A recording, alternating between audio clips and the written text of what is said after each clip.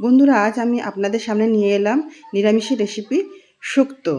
কার কার পছন্দ বলবেন। প্রথমে কড়াই বড়ি ভেজে তুলে নিলাম, তারপরে একে একে উচ্ছে ভেজে তুলে নেব, তারপরে আলু ভেজে তুলে নেব, রাঙা আলু সঙ্গে রয়েছে ভেজে তুলে নেব, তারপর সজনে ডাঁটা তুলে নেব ভেজে, পেঁপে ভেজে তুলে নেব, কাঁচকলা ভেজে তুলে নেব, বেগুন ভেজে তুলে নেব। তারপর একে একে আমার সব ভাজা হয়ে গেল। কি সুন্দর লাগছে না দেখতে বন্ধুরা, বলুন তো। এবার কড়াইয়ের মধ্যে আমি ফোড়ন দেব।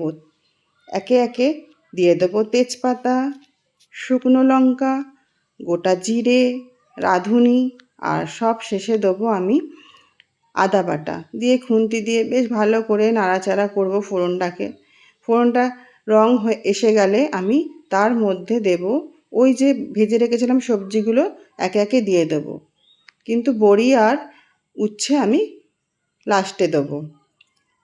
এবার আমি নুন দিলাম স্বাদ মতো, তারপরে পোস্ত আর সর্ষে বেটে রেখেছিলাম সেটা দিয়ে দিলাম, স্বাদ মতো চিনি দেবো, হলুদ দিলাম, দিয়ে ভালো করে আমি নাড়াচাড়া করে নিলাম। তারপরে আমি জল দিয়ে দেব। জল ফুটে এলে তরকারিতে তারপরে আমি বড়ি উচ্ছে ওপর থেকে দিয়ে দেবো, দিয়ে আবার ফুটতে দেবো। আমার রান্নাটা কিন্তু রেডি হয়ে গেল।